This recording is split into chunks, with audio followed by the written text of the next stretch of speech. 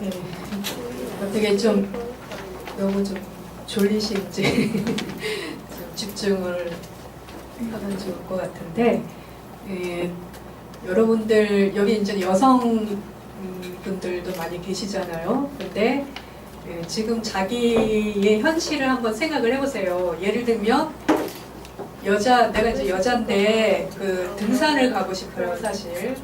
근데 나 혼자 그 등산을 갔다 올 수 있을까? 예를 들면 지리산 몇 박 며칠 이것을 나 혼자 갔다 올 수 있을까? 이러면은 가다가 걸리는 게 너무 많고, 그리고 혹시 또 나쁜 사람 만나지 않을까, 막 이런 어떤 뭐 예를 들면 요즘 많이 일어나잖아요. 성폭행이라든지 또는 어떤 뭐 제주도 그 한라산 올레길에서는 또 가다가 어떤 분이 또 살해를 당하시고 여자분이 이런 고민들 많으시잖아요. 그러니까 제가 생각하는 건 뭐냐면은 여성들이 정치 세력화 되어야 한다는 거랑 우리 여자들이 지금 사는 삶이랑 이게 무슨 관련이 있는지 이거를 좀 생각을 해보고 싶어요. 왜 그러냐면 한국 정치 속에서 지금 굉장히 많은 분들이 국회의원, 여성 국회의원들이 나왔고 또 지방의원분들도 많이 나왔습니다. 물론 국제적으로 비교하면 한참 우리가 이렇게 좀 적죠. 숫자는 비율이 적은 게 사실이지만 그래도 예전에 비하면 굉장히 많은 분들이 국회에 들어가고 또 지방의회도 들어가고 또 무슨 권력기관에도 많이 들어갔어요. 그런데 또 불구하고 여성들의 삶이, 한국 여성들의 삶은 왜 아직도 이 모양인가? 이런 생각을 할 수밖에 없어요. 그러니까 내가 이 얘기를 왜 하냐면은 여성이 정치 세력화 되지 못하는 이유가 도대체 뭔지, 여자를 다 이렇게 뽑아놨는데 누구를 위해서 그분들이 일하고 있는 건지 이런 의문을 가질 수밖에 없어요. 왜냐면은 이제 예를 들면 여성 국회의원들이 이제 되면은 이 사회가 그냥 청렴해지고 부패가 없어지고 이런 것들 이렇게 생각을 하잖아요. 근데 아직도 굉장히 부패도 많고 청렴하지도 않고 계속 그래요. 그리고 뭔가 좀 여자 국회의원들이 됐으니까 좀 성폭행 이런 것도 좀 없어지면 좋겠고, 그 다음에 여자들이 좀 취직하는데, 예를 들면 우리 대학교 졸업한 여대생들 취업하는데 좀 굉장히 많은 취업 문이 열리면 좋겠고, 이런데 이런 거랑 관련이 없다 보니까 자꾸 이번에 안철수가 되면 좋겠다, 이런 식의 어떤, 아니면 뭐 문재인이 되면 좋겠다 이러면서 자꾸 이제는 어떤 그런 분들을 많이 생각을 하게 되죠. 그리고 여성 국회의원들도 어떤 정당에서 지지를 받는, 유력한 지지를 받는 그런 분들. 그리고 박근혜도 사실 그렇잖아요. 자기 아버지 아니면 그분이 어떻게 대통령 후보로 나오겠어요. 그러니까 자꾸 뭔가 이렇게 좀 남자의 후광을 받는 그런 여성이 정치인으로 많이 생각을 하고 있어요.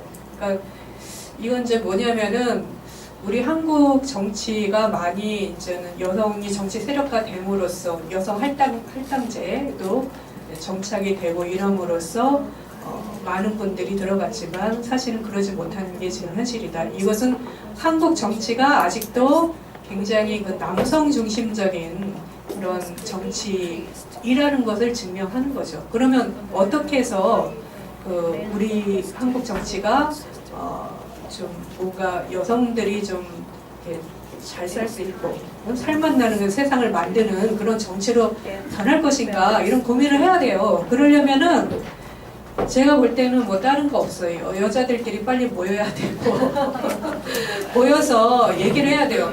그러니까 우리가 예를 들면은 남자들 많은데 만약에 나 혼자 그 모임에 나 혼자 여자다 이러면은 분명히 내 얘기를 하고 싶은데 여자들이 좀 굉장히 이렇게 불편하다 이런 얘기 하고 싶은데도 할 수가 없는 구조예요. 지금 보면은 성희롱이라는 게 왜 일어나는가 하면은 성희롱에 대해서 일어났을 때 내가 그거에 대해서 막 반발하고 저항하고 이래야 되잖아요. 근데 그런 얘기를 하면 잘리지 않을까? 이런 고민을 하는 거예요. 그러니까 이 사회 분위기가 이렇게 여성들이 뭔가 자기 할 말을 못하는 분위기 이렇게 되거든요. 그러니까 그렇게 되려면은 여자들이 좀 모여가지고 일단 우리가 이렇게 똘똘 뭉쳐가지고 예를 들면 할당제가 지금 잘 안 되잖아요. 지역구 할당제. 그러면 지역구 할당제를 위해서 한 목소리를 내야죠. 일단 너무 흩어져 있어요. 여성들은 한 목소리 내고 그리고 그분들이 좀 많이 진출해야 돼요. 만약에 지금 국회의원 물론 한 15%가 여성이거든요. 우리나라 국회의원 숫자의 15%인데 15%면은 그 85%는 남자예요. 그러면 그 남자가 85%인 상황에서 여자들이 나가서 여성에 관한 예를 들어서 낙태 이런 낙태에 관한 얘기를 한다?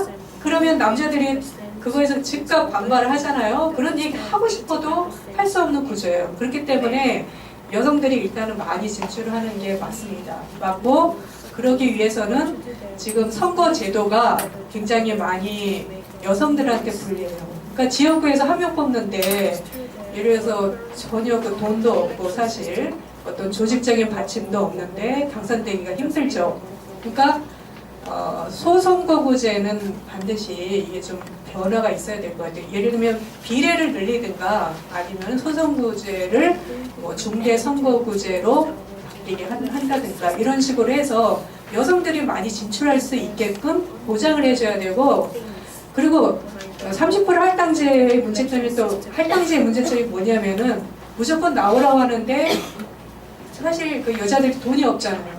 돈도 없고 또 조직도 없잖아요. 근데 무조건 나오라고 하는데 왜 못 나오냐 이렇게 얘기하면 아무것도 안 주고서 나오라고 하는 것밖에 안 되거든. 그러면 일단 그러면 선거 비용을 여성이 나오면 적어도 어느 정도는 보장을 딱 해주고 나오라고 그러면 많은 분들이 나올 그런 여건이 되겠죠. 그러니까 선거 비용을 여성들한테는 반드시 지원을 해줘야 된다. 여성 후보들한테 이게 이제는 꼭 관철이 되어야 할 것 같습니다. 그리고 이제 또 하나는 이제 진보 정당과 관련해서 제가 사실 진보 정당이라면 그 여성의 정치 세력화는 당연한 거예요. 그거는 기본인데도 불구하고 민주노동당이나 이제 통합진보당 지금 보면은 지역구 여성할당 할 때 굉장히 어떤 식이냐면은 여성할당을 할지 모르겠는데 핵심적인 그 지역에는 여성을 안 줘요. 그래서 다 밀려났잖아요. 우리 박인수 전 최고님 인천에서 나왔지만 결국 밀릴 수밖에 없는 게 거기가 당선될 지역이거나 또 조직적인 밑받침이 되는 지역이라면 또 야권연대가 돼서 나가면 당선이 되는 지역이라면 보이는 여성한테 양보를 안 하죠. 일단 남성이 이제 자릿수가 적으니까 남성한테 주거든요. 그러니까 문제는 뭐냐면 할당제를 넘어서 이제는 핵심적인 권력 분야에 여성을 배치하는 걸 요구해야 된다.